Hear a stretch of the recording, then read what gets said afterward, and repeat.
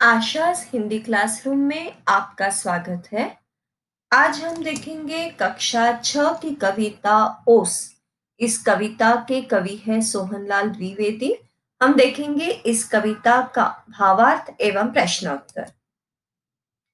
हरी घास पर बिखेर दी है किसने मोती की लड़ियां, कौन रात में गूंथ गया है ये उज्जवल हीरों की कड़ियां।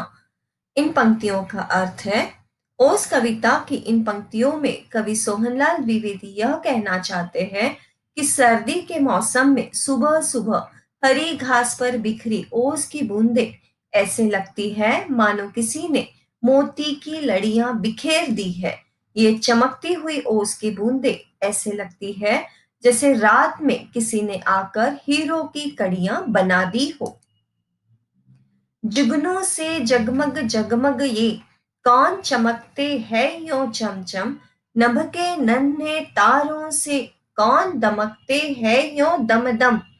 भावार्थ, ओस कविता की इन पंक्तियों में कवि सोहनलाल द्विवेदी यह कहना चाहते हैं कि सुबह सुबह जब सूरज की किरणें ओस की बूंदों पर पड़ती है तो वह रात में चमकने वाले कीड़े जुगनू के भांति चमकती है।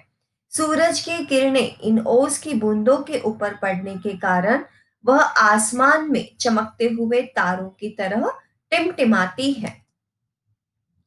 लुटा गया है कौन जौहरी अपने घर का भरा खजाना, पत्तों पर फूलों पर पग पग बिखरे हुए हैं रतन है नाना।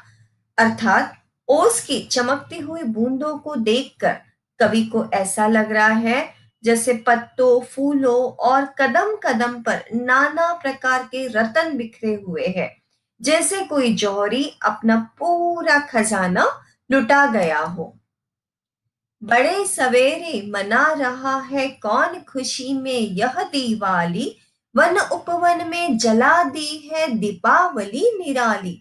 अर्थात जब सूर्य की किरणें सुबह सुबह ओस की बूंदों पर पड़ती है तो उन चमकती हुई बूंदों को देखकर कवि को ऐसा लग रहा है जैसे बाग बगीचों और उपवन में किसी ने सुबह सुबह आकर सैकड़ों दीप जला दिए हैं और सवेरे सवेरे उपवन में कोई दिवाली मना रहा है। जी होता है इन ओस कनों को अंजलि में भर ले घर आऊं, इनकी शोभा निरख निरख कर इन पर एक कविता बनाऊं। अर्थात ओस की इन चमकती हुई बूंदों को देखकर आखिर में कवि इन बूंदों की नैसर्गिक सुंदरता से इतना अभिभूत हो गया है कि उसकी इच्छा हो रही है कि उन्हें अपनी अंजलि में भरकर घर ले जाए।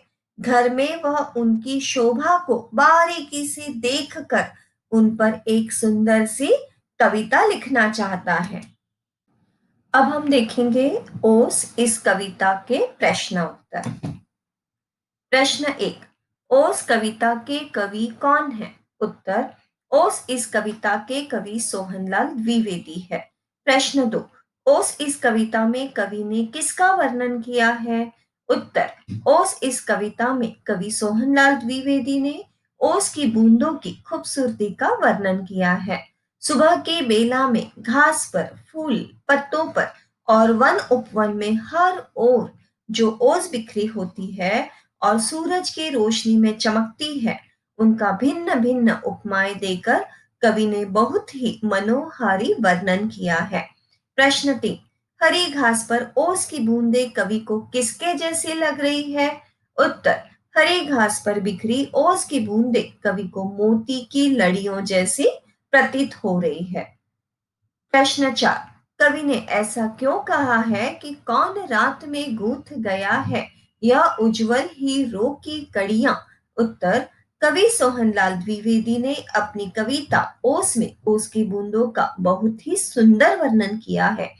उन्हें यह बूंदें हीरो की उज्जवल कड़ियों जैसी लग रही है क्योंकि रात के अंधेरे के बाद जब सूरज निकलता है और उसकी रोशनी बूंदों पर पड़ती है तो वे हीरो के भांति चमकती है।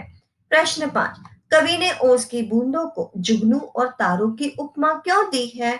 उत्तर, रात की चांदनी में जब जुगनू प्रकार का एक कीड़ा उड़ता है तो वह चमकता है। रात में जैसे तारे टिमटिमाते हैं और चमकते हैं, उसी तरह सुबह की रोशनी में ओस की बूंदें टिमटिमाती है और चमकती है। इसलिए कवि ने ओस की बूंदों को जुगनू और तारों की उपमा दी है। प्रश्न 6, दीपों की दिवाली कहाँ जलाई है? उत्तर, दीपों की दिवाली उपवन में सुबह सुबह चमकते ओस के कनों से जलाई है। प्रश्न 7, कवि ओस की बूंदे घर ले जाकर क्या करना चाहते हैं? उत्तर, कवि ओस की बूंदों की सुंदरता से इतने मोहित है कि वह उन्हें अपने अंजलि में भरकर घर ले जाना चाहते हैं और उनकी सुंदरता को निरख निरख कर उस पर एक कविता लिखना चाहते हैं। प्रश्न 8, दीपावली का त्योहार कौन मना रहा है? उत्तर, सवेरे सवेरे चमचमाती ओस की बूंदों को देखकर ऐसा लगता है जैसे मानो किसी ने असंख्य दीपक वन उपवन में जलाए हैं और वन उपवन में खुशी की दीपावली मनाई जा रही है। प्रश्न 9, कवि ने ऐसा क्यों कहा है कि जौहरी अपने घर का खजाना लुटा गया है? उत्तर, बाग और उपवन में जो फूलों, पत्तों और घास पर ओस की बूंदें सुबह सुबह बिखरी होती है और उन पर जब सूरज की किरणें पड़ती है तो वे हीरे जवाहरात की तरह चमकती है। यह देख कवि को ऐसा लग रहा है जैसे मानो कोई जौहरी अपने घर के हीरे जवाहरात का खजाना बाग में लुटा गया हो। प्रश्न 10, कविता में रत्न किसे कहा है और क्यों कहा गया है? उत्तर, कविता में रत्न बाग में बिखरी ओस की बूंदों को कहा गया है क्योंकि जब सुबह सुबह सूरज की किरणें इन बूंदों पर पड़ती है तो वे रत्नों की भांति चमकती है। धन्यवाद।